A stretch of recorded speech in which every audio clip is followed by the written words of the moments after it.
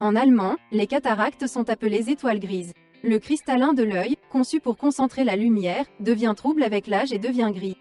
Chez certains patients, ces changements commencent dès l'âge de 50 ans, de manière très progressive et absolument indolore. L'opacification du cristallin rend la lumière tombant sur la rétine plus dispersée. Une personne voit flou, distingue de moins en moins les couleurs, la vision spatiale change et des cercles apparaissent autour des sources lumineuses. Les cataractes sont associés au vieillissement humain naturel. Mais les éléments suivants peuvent également jouer un rôle important: rayons ultraviolets, excès de soleil, ainsi que rayonnement infrarouge, excès de chaleur, trop peu d'activité physique, fumeur, diabète, déficience nutritionnelle, blessures aux yeux. Les effets secondaires de la prise de certains médicaments, les enfants peuvent également avoir des cataractes.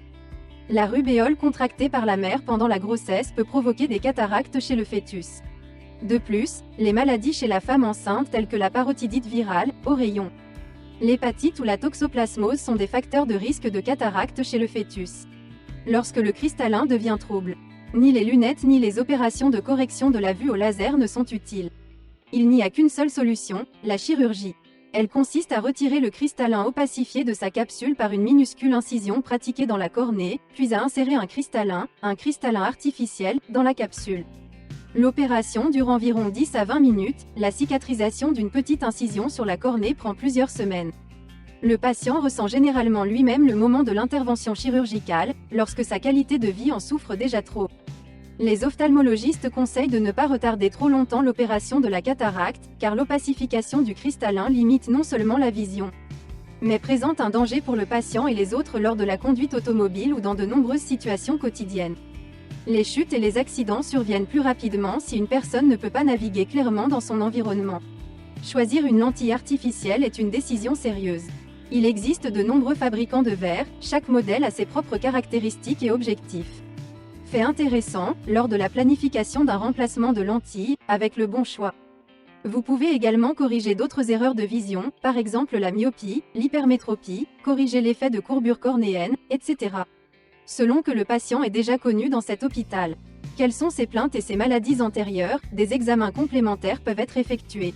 Tout d'abord, un entretien sur les antécédents médicaux, les plaintes et les maladies concomitantes. À l'aide d'un appareil spécial, le pouvoir réfringent du milieu transparent de l'œil est mesuré.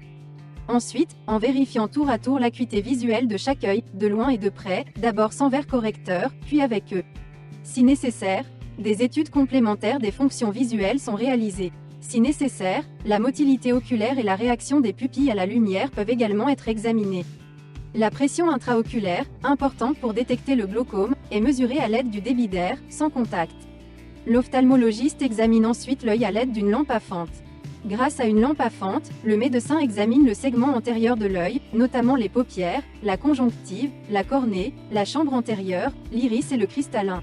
Si nécessaire, il peut également mesurer la pression intraoculaire par méthode de contact. Des gouttes oculaires sont ensuite administrées pour dilater la pupille. Cela facilite grandement l'examen de la paroi arrière de l'œil et l'évaluation de l'état du cristallin. Il faut environ 20 minutes pour que la pupille se dilate suffisamment. Le fond de l'œil est examiné à l'aide d'une loupe et d'une lampe qui le traverse, ou à l'aide d'un ophtalmoscope. Le fond de l'œil est également examiné à la lampe à fente à l'aide d'une loupe supplémentaire. Après ces examens et éventuellement d'autres méthodes de diagnostic, un entretien est réalisé sur les résultats et un traitement approprié est prescrit.